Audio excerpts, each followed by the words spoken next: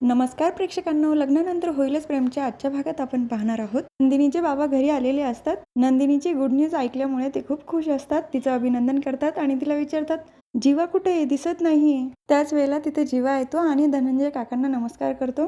आई, बाहेर माझे मित्र आहे, मी आलोच. तर नंदिनीचे बाबा जीवाला थांबवतात.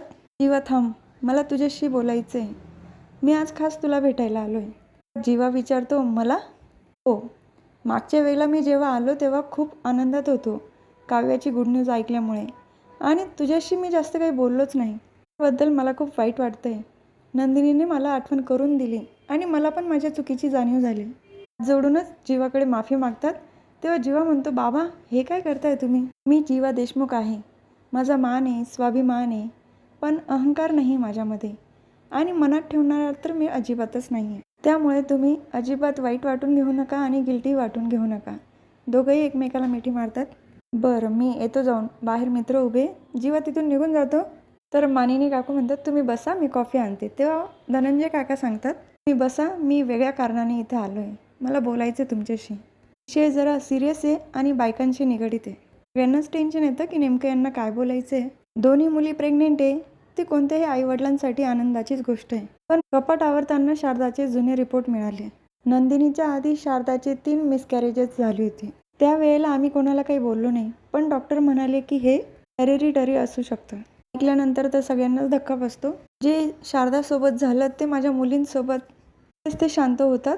तर विक्रम काका विचारतात, म्हणजे हे असं अनुवंशिक असू शकतं? तर मानिनी काकू म्हणतात, म्हणजे असू शकतंच असं नाही, पण होऊ शकतं. तर नंदिनी काव्याला पण टेन्शन येतं. तर धनंजय काका म्हणतात, तुम्ही तुमच्या डॉक्टरांशी एकदा बोलून बघा, असं काही परत घडायला नको. काव्य नंदिनी जवळ येऊन तिचा हात धरते. तर नंदिनी तिला धीर देते. पण नंदिनीला आठवते डॉक्टर बोलल्या होत्या की काव्याच्या प्रेग्नेन्सीमध्ये काळजी घ्यावी लागेल. नंदिनी जेव्हा रूममध्ये येते तेव्हा जीवाला विचारते, काय शिजते डोक्यामध्ये?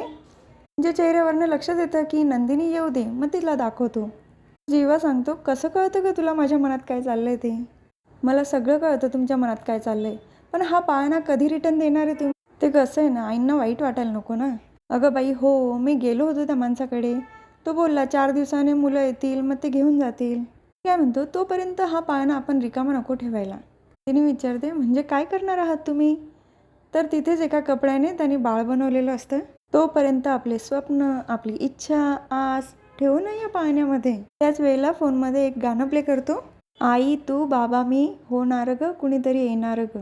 गाणं चालू असताना त्या बाळाचा जो मेकअप करतो, आधी पावडर लावतो, नंदिनीच्या डोळ्याची काजळ त्या बाळाला लावतो, त्या बाळाला घेऊन छान नाचतो. पण पाळणा असतो, त्या पाळण्यावरून नंदिनी जीवा दोघंही तिथे बसून गोपाळ घ्या, कोणी काना घ्या, कानामध्ये कुर्रपण करतो. नंदिनी त्याला सांगते, आता बस झालं हं, ठेवा बरं आता ते सगळं. जीवा इतका एक्साइटेड दाखवलाय ना बाळाबद्दल. तर आत्ताच टेन्शन येते त्याचं. यांच्या बाबतीत तर नाही ना असं काही होणार, आणि होईला पण नको. सो पुढे बघूया. आता लवकर हा पाळणा रिटर्न द्या. 8 महिन्यानंतर आणू ना आपण परत. जीवा म्हणतो, खरंच? थांब, मला लिहून दे, कारण माझा तुझ्यावर विश्वास नाही आहे. डायरी काढतो, त्यावर लिहिलेलं असतं, आम्ही आई बाबा होणार. त्याच्याच खालच्या पेजवर मास्टरबद्दल लिहिलेलं असतं. ते पेज तो फाडून टाकतो आणि 3ऱ्या पेजवर लिहितो. दोघंही एकाच वेळेला पेन हातात धरून आम्ही आई बाबा झालो हे वाक्य लिहितात. आणि जीवा मोठ्याने ओरडतो, आम्ही आई बाबा झालो. नंतर एकमेकाला दोघेही मिठी मारतात. तर पार्थ आणि मानिनी काकू नाश्ता करण्यासाठी बसलेले असतात. तेव्हा पार्थ फोनवर चालू असतं त्याचं बोलणं. मानिनी काकू फोन बाजूला ठेवतात. अरे पार्थ, किती वेळ सांगितलंय, काही खाताना काम करायचं नाही आणि काम करताना खायचं नाही. काही प्रॉब्लेम झालाय का? तेव्हा पार्थ सांगतो, रम्या मॅडमने रिझाईन केलं आहे ना, आणि सगळं काम कोणालाही हँडओव्हर न करता असंच सोडून घे, तेच सगळं मॅनेज करतोय. पण काही म्हणा आई, रम्या कामाच्या बाबतीत अगदी प्रामाणिक होती. तर तिथे विजय येतो, हो, पण ते रम्याची कदर नव्हती ना तुम्हाला. आशाताई, माझ्यासाठी 2 अंड्याचे आमलेट करा. तर मानिनी काकू म्हणतात, आजच्या वारी देशमुखांच्या घरी अंड्याचे पदार्थ बनत नाही. विजय म्हणतो, पण मी देशमुख नाही ना, मी खाऊ शकतो. आशाताई, एका प्लेटमध्ये पोहे पण द्या, मी रम्यासाठी रूममध्येच घेऊन जातो. तेव्हा मानिनी काकू म्हणतात, देशमुखांच्या घरात नाश्ता बेडरूममध्ये खाल्ला जात नाही. तेव्हा विजय म्हणतो, न मी देशमुख आहे न रम्या. तेव्हा आम्ही आमच्या रूममध्ये नाश्ता करू शकतो. पार्थ पण त्याला म्हणतो, तू सगळे या घराचे नियम मोडण्याचं ठरवलंच आहे का? आणि काकू पार्थला शांत बसवतात. तर विजय तिथून उठून जातो. आशाताई, आमलेट झालं का तयार? तर विजय रम्याजवळ आलेला असतो आणि रम्या झोपलेलीच असते. तेव्हा तो उठवतो.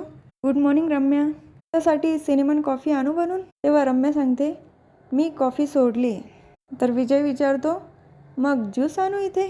रम्या म्हणते, ज्यूस आणि इथे बेडरूममध्ये? अरे या घरात असं चालत नाही. विजय सांगतो, विजय मतकरी मी. नियम आणि माज मोडून काढणं माझी फेवरेट ॲक्टिव्हिटी आहे. आत्ताच सुनावून आलो आहे सगळ्यांना. तुझ्यासाठी ऑमलेट इथे रूममध्ये येणार आहे. रम्या सांगते, अरे पण आजच्या दिवशी ऑमलेट खात नाही इथे. रम्याच्या लक्षात येतं की विजयने ऑमलेट बनवण्यासाठी सांगितलं आहे. तुम बैठो, आराम करो. रम्या आरामात बसते आणि मनातच म्हणत असते, हा बावळ जरी दिसत असला ना, पण कामाचा आहे. याचा बरोबर वापर करून घेता आला पाहिजे. तर विजय पण मनात बोलत असतो, वापर कोण कोणाचा करतोय लवकरच कळेल रम्या. काव्या मानिनी काकूंना विचारते, आई तुम्ही देशमुखांना बघितलं का? तेव्हा मानिनी काकू तिला सांगतात, अगं त्याला घाई होती, तो गेला लगेच. तर जीवा दोघींसाठी फळ कापून घेऊन येतो. हो, आज तुमचं दोघींचं रुटीन चेकअप आहे आणि मी येणार आहे, अजिबात कोणी नाही म्हणायचं नाही. मानिनी काकूंना पण ॲपल खाऊ घालतो. हे ॲपल मनू आजीसाठी. मानिनी काकू म्हणतात, अगं पुढच्या वेळेला सोनोग्राफी बघायला मी पण येईल हं. आत्ता जे रिपोर्ट येईल ते मला दाखवा हं. पण मग तुम्हाला उशीर होतोय, पटकन निघा बरं तुम्ही. तर दोघी हो म्हणतात आणि नंदिनी जाण्याच्या आधी आशाताईला आवाज देऊन सांगते, आशाताई छान पणं बनवून ठेवा हं, आपण आल्यानंतर पिऊया.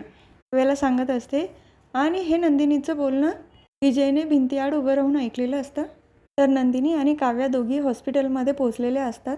काव्या रिसेप्शनवर फाईल जमा करते. त्यावेळेला नंदिनीचं लक्ष तिथे चिपकवलेल्या चार्टकडे जातं. त्यावर आई आणि बाळासाठी ज्या सुविधा असतात त्या लिहिलेल्या असतात तिथे. काव्या येते, ताई काय बघते तू? काही दिवसापूर्वी मी आणि जीवा आली होते, तेव्हा या गोष्टीकडे माझं लक्ष पण नव्हतं गेलं, पण आता खूप छान वाटते मला हे वाचून. काव्या पण विचारते, ताई आपलं ठीक आहे गं, आपण शहरामध्ये राहतो, या सुविधा आपल्याला मिळतात, पण खेड्यातल्या बायकांचं काय होत असेल?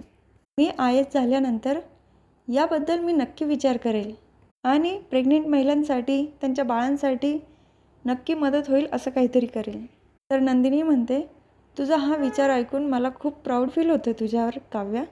वेळेला तिथे नर्स येते, नंदिनी देशमुख कोण आहेत? डॉक्टरांनी बोलवलं आहे तुम्हाला. तर नंदिनी तिथून निघून जाते आणि काव्या व्हॉइस कॉल करून पार्थला कळवते की ती आणि त्यांचा बेबी हॉस्पिटलमध्ये रुटीन चेकअपसाठी आलेला आहात आणि ठीक आहोत, काळजी करू नका. त्याच वेळेला एक माणूस त्याच्या बायकोला घेऊन येतो आणि तीही प्रेग्नेंट असते. डॉक्टर ओरडतच येतो आणि ती बाई रडत असते, अहो माझं बाळ. तो माणूसही म्हणतो, तू काळजी करू नकोस, सगळं काही ठीक होईल. आणि त्या दोघांना काव्याने बघितलेलं असतं. ते बघितल्यानंतर ती तर खूपच घाबरते. तर हा भाग इथे संपतो. पुढील भागात बघायला मिळतं की विजय रम्यासाठी पन्हं घेऊन येतो. रम्या पिते तर तिला पपईची टेस्ट लागते त्यात. तेव्हा विजय सांगतो, मी तरी पन्हं समजून पपईचा ज्यूस पिला तर?